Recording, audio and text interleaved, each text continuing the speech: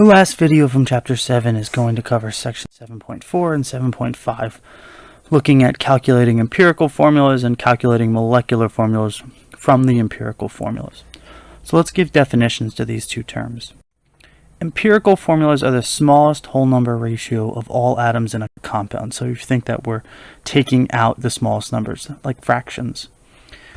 For our molecular formula, it's going to be the full formula written out with the total number of atoms with subscripts. So we're always seeing whole number multiples of the empirical formula, giving us our molecular formulas. So let's look at some examples. Here we have two completely different compounds, acetylene and benzene, and you can see here that we have the same number of carbons and hydrogens in each molecule. So they both have the same empirical formula of CH. C2H2 would become the entire CH group to the second, and benzene would become C6H6 or CH parentheses 6.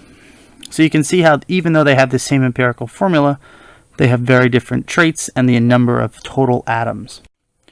So the problem with looking at identifying unknowns is that they can have the exact same percentage of each element, but they can have a very different molar mass. And so what we're going to look at here is understanding that the molar mass is the molar mass of the empirical unit times the multiple of times we see the unit. So in the case of acetylene, we saw it twice. In the case of benzene, we saw it 6 times.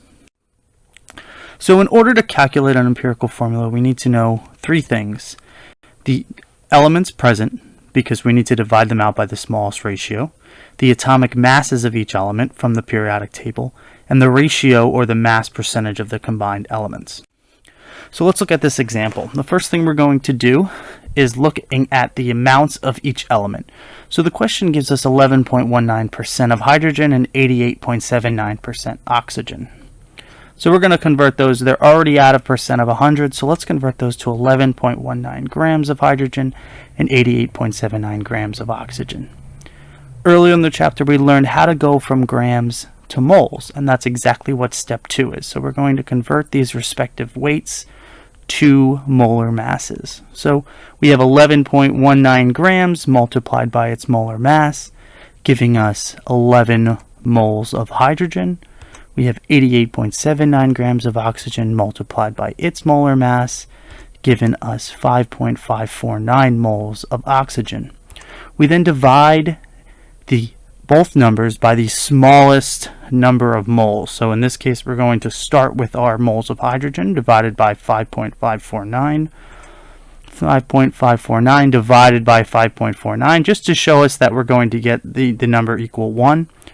This tells us we have twice as many moles as oxygens. This is going to give us our empirical formula of H2O.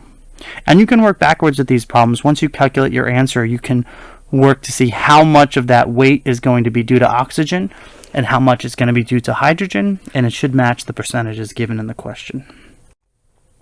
So we also can work with understanding how the molecular formula gives us the empirical formula multiplied by an unknown. So in this formula, we're going to see our molecular formula, or MF, equals our empirical formula, EF, times our little multiplication factor.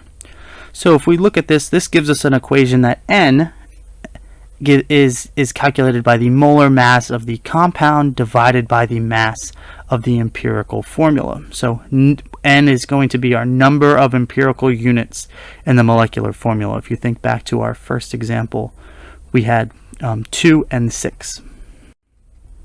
So let's look at a question. A compound with an empirical formula of NH2 was found to have a molar mass of 32.05 grams. What is the molecular formula? We're going to use our formula N equals molar mass over the mass of the empirical formula, and in this question we're given our 2 variables, right?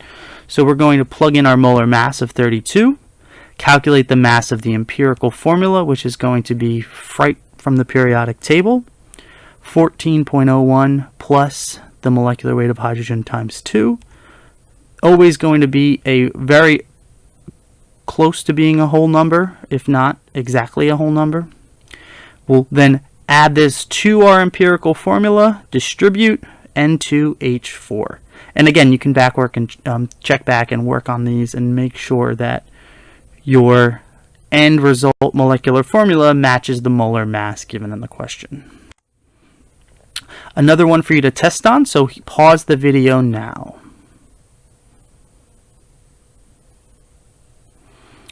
Okay, so we have a compound with the empirical formula of NO2, was found to have a molar mass of 92 grams. What is the molecular formula? We'll put in 92 over the mass of the empirical formula, 14 plus 2 times 16 from the masses from the periodic table, giving us 2. We'll then distribute that 2 to both atoms, giving us N2O4. Answer B. And remember, again, you can always check these looking at the the molar mass of 92 matches our N2O4.